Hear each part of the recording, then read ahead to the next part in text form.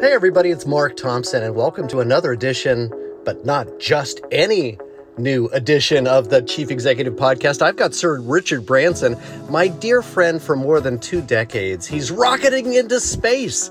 It's been a long time ambition. And here's a person who's been a risk taker at every level, both in terms of the personal risks and the entrepreneurial ideas and innovation that he's brought to the world and the social impact that's making a huge difference. Listen to how Richard and I share some of his insights into taking on the most bold of risks and how each and every one of us, not just the Richard Bransons of the world, can rise to just this kind of intergalactic challenge. Here's Richard. So where I wanted to start a bit is of course with the Virgin Mobile launch. And one of the kind of conventional wisdom tells you buy versus build when you're looking at some of the business decisions in growing new companies. With Virgin Mobile, you're trying a bit of something different there. You've always been a builder, but this is also a virtual partnership as well. Could you talk about your plans there? Yeah, I mean, I think the reason that Virgin, to date anyway, has never fallen flat on its face is that we do start companies from scratch. We see a gap in the market, and we feel that something's not being done very well, and then we go in there and try to fill that gap. And if it works, we carry on investing and building, and if it doesn't work, we cut our losses early on and move on to something else. And so, the advantage of that is we haven't had any sort of massive disasters. We've had things that have not gone quite as well as we would like, but we've never had any major disasters. In America, we've recently, about 2 years ago, came here, and I couldn't understand why people didn't buy mobile phones, why kids didn't buy mobile phones. And when I looked into it, I realized that there were very complicated contracts that the kids had to sign. It was very expensive. The network coverage was not that great. And there wasn't really a strong brand that was targeting at the slightly younger end of the market. And we, about 2 or 3 years ago, launched Virgin Mobile in the UK, and it's the fastest growing mobile phone company there. And so we thought we'd give it a go in America. We've got tremendous distribution. We've tied up with MTV as our partner, so we've got the MTV brand as well as the Virgin brand. And we're only 2 months old, but it's going well. How did you pick the timing right now? It's a bit counterintuitive with the economy and what's happening in retail. How do you decide when to go? I think quite often when things are tough, it's actually a good time to launch new businesses. I mean, for instance, most of the major mobile phone companies, their share prices are on the rocks, and they're not making great profits, and therefore they're not going to have the resources to spend in the way that they would have done in the good times. So actually, I believe it's a good time to come in with a product which also saves people money. So there's less noise in the market, less competition, you think? There's marginally less competition, but also the consumer is actually looking for a good deal, which in the good times they're not looking for a good deal in quite the same way.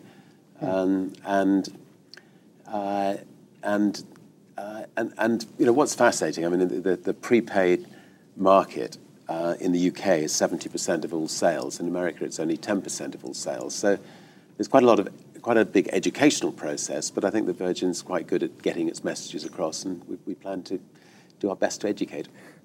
When you think about the various new companies that you've started, many people think of you as the main marketing weapon for the Virgin identity and the Virgin brand. Nowadays, there's been a kind of shift from looking to charismatic leaders as being the be-all and end-all for businesses. For you, you have a collection of over 200 companies run by names of people who we haven't heard of before. Could you talk about how you give away ownership and what you see the role of the CEO is in these organizations? Yes, I mean, I think, Virgin, I suppose, is an unusual brand in that, Nike specializes in shoes, Microsoft specializes in computers, Coca-Cola specializes in soft drinks. And I suppose Virgin sees itself more as a way of life brand, where we love challenging most industries if we feel that that they're not doing something well, and that we can get in there and shake them up and do it a little bit better. But if you challenge a lot of different industries, you've got to run your company slightly differently than if you just got one big company in one particular sector.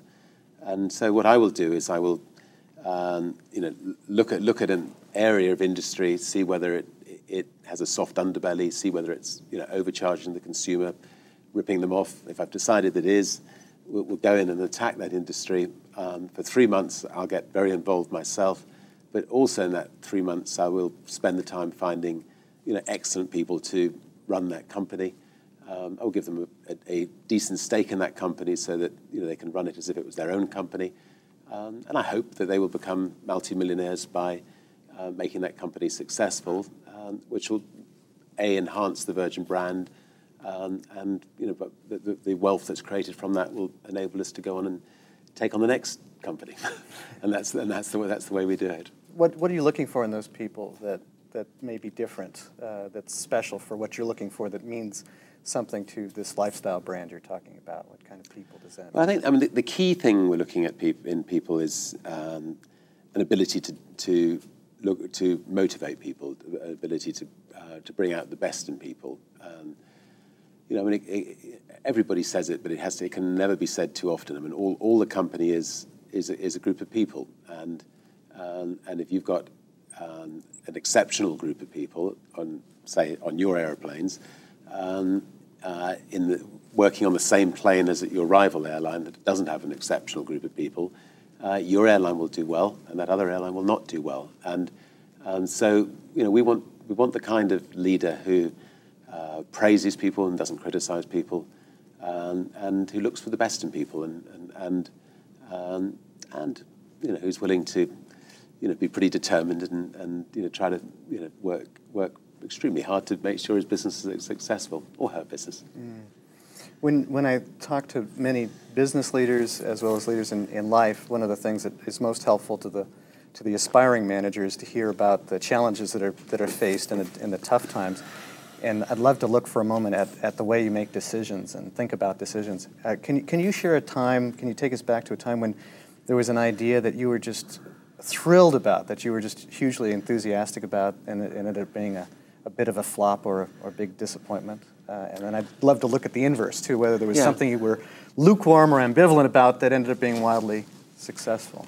Well, I suspect our least successful business was our belief that we could knock Coca-Cola off their pedestal with Virgin Cola. And I just loved the idea of the challenge.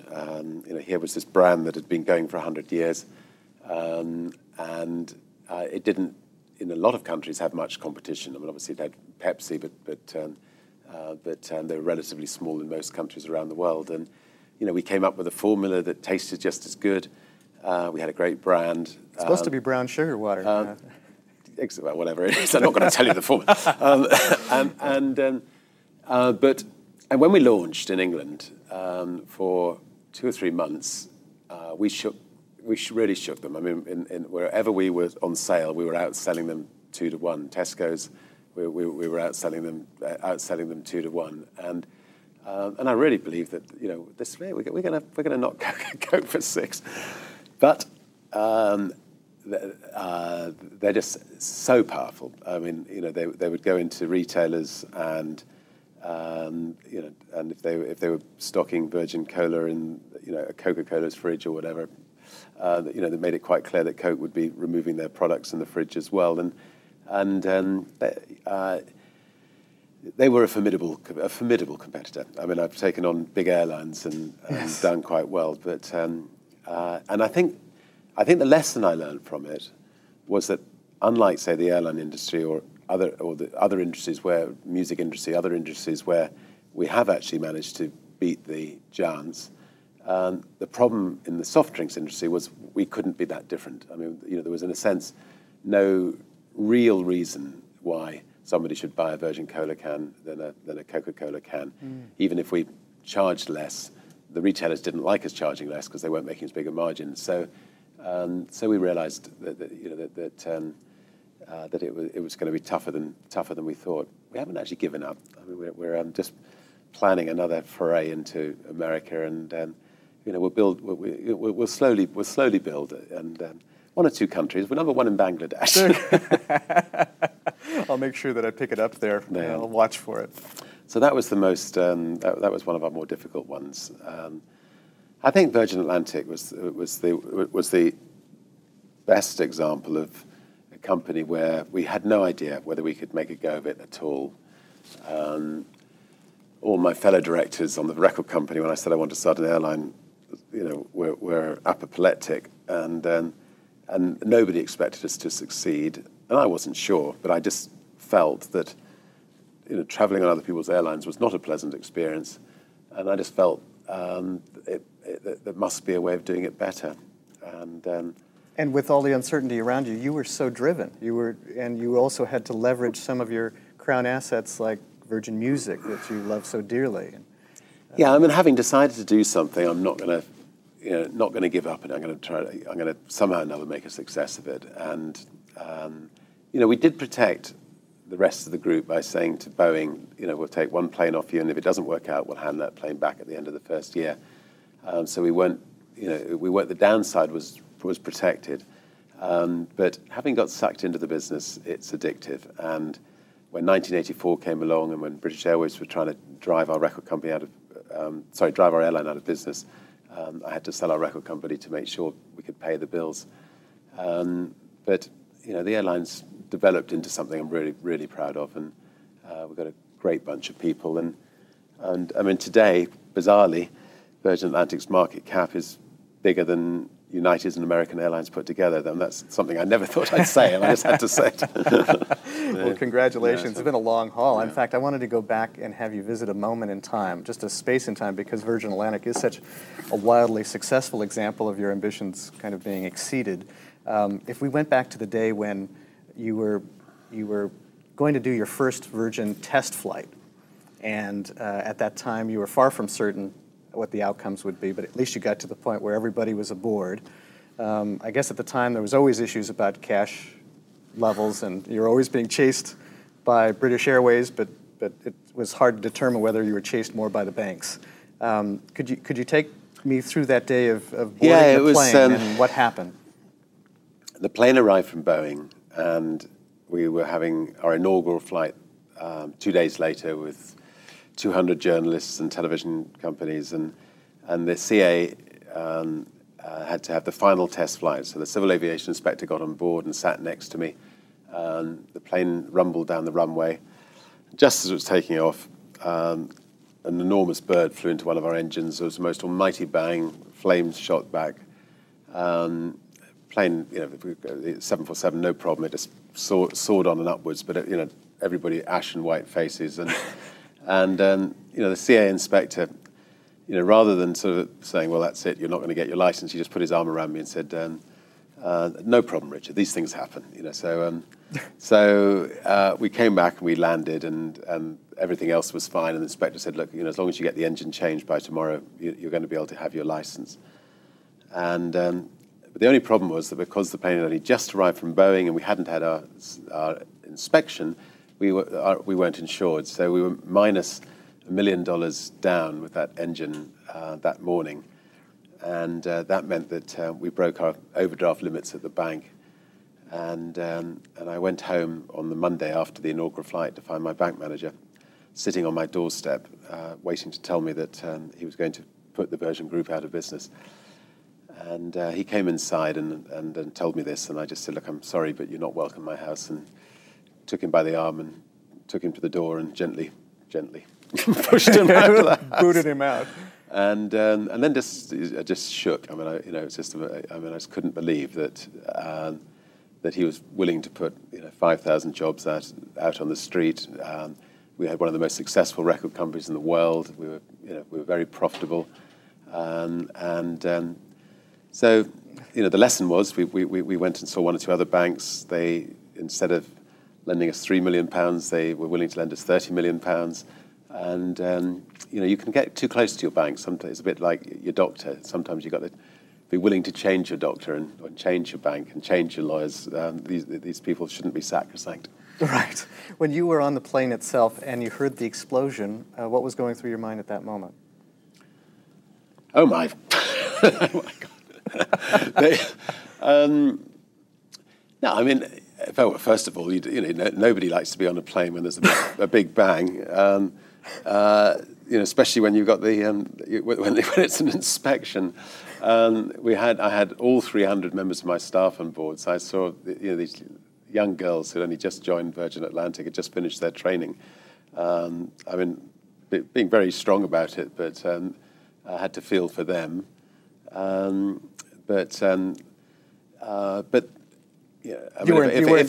I'd known everything I know today about the wonders of airlines, I wouldn't have worried at all. I mean, we specialise at Virgin in only flying 4-engine planes, and actually since that occurrence, we will not fly 2-engine planes across the Atlantic. So BA do, United do, American Airlines do. Virgin will only fly 4-engine planes, and we find that it's also customer preference too. Well, it's helpful to have that story shared because people don't usually have that kind of drama related to the implosion is usually of a different kind. Jack Welch talked about blowing up the chemical factory and worrying about, no, well, it's things have fortunately, happened. I mean, touch wood. I mean, we're in the transportation business in a big way, and we're one of the biggest train operators in the UK, and thank God we've had nothing worse than that. I have a theory about this, and please correct me if I'm wrong or direct me in the right direction. This notion of having the airline after the music group, many people talk about the eclectic collection of companies, the many, many different companies and different businesses. But to me, what Virgin Atlantic really brought was you were now in a business that was sufficiently serious. The guy who brought you the Sex Pistols was now flying your plane. And if he could do that, then I certainly would give that brand broader, maybe you could run my money, you could run my pension. Is that part of the thinking for you, or why do you think those things work together? Well, they have worked together. I think that, if you're a serious enough person to run an airline, I suppose you should be able to be trusted with somebody's money. So, I'll tell you one amusing story. I was caught poaching when I was 16. Some pigeons on somebody's land, and I got fined £7 for this. I don't know whether it's called poaching in America, but yes. When we started the airline, we got our licenses. We started flying to America. America was willing to allow me to pick up their citizens and fly them back to England, but they wouldn't give me a liquor license. So for 5 years, I had to fly all our liquor from England over to America and then back again. In order to serve our passengers because of that $7 or $8 fine for poaching when I was 16. I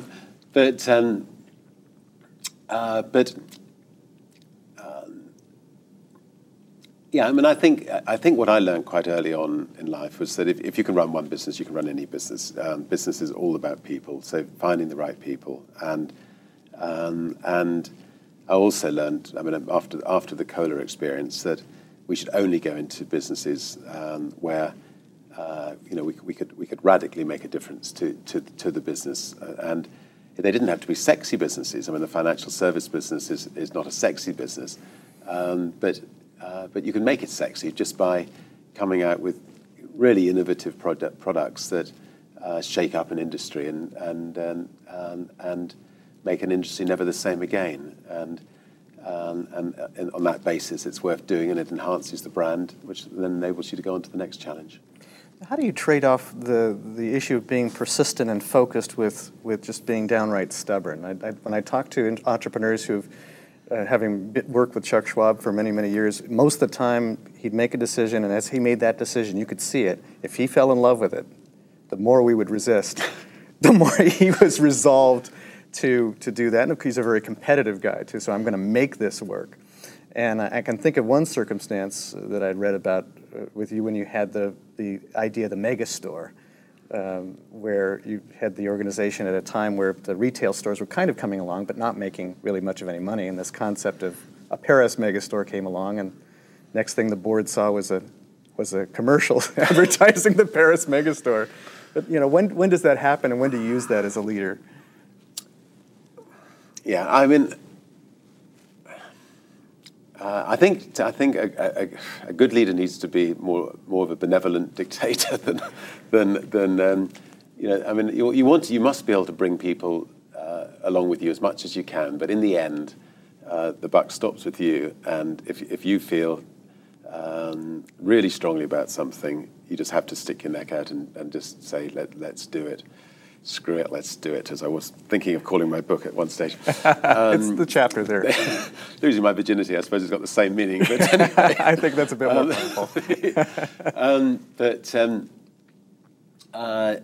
And I mean, there have been a number of occasions where where I have just said, I just really want to do it. We're just going to do it. And some I've fallen flat on my face on, and some have been successful on.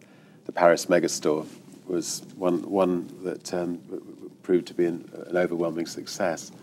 In fact, it has more visitors than the Louvre. Than the Louvre. So it's the second largest place to visit in Paris. Anyway, but it's a fun place. Everyone needs the relief after the Mona Lisa, I think.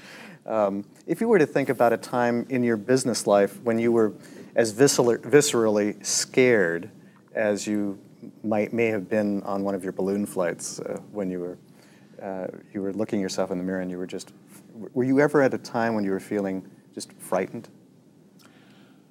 Well, there is a very thin dividing line between success and failure in business. I mean, you've only just got to go slightly over that line, and you could potentially lose everything. I've set the Virgin Group of companies up in a way where, say, an Enron or a massive collapse could never happen. Each individual company stands on its own 2 feet. Each individual company has a different partner. So, in America we've got Sprint in our mobile phone business. In our train business we've got Stagecoach in the UK, and in Japan we've got Marui in our retail stores, and so on all the way around the world in different ventures. And if a calamity happened in one business, it wouldn't have that ricocheting effect onto the other businesses. Having said that, we've never actually ever let a business go, but God forbid if we had 3 September the 11th in a row and we had to let the airline business go, it wouldn't at least bring the whole pack of cards down. And I think that's business.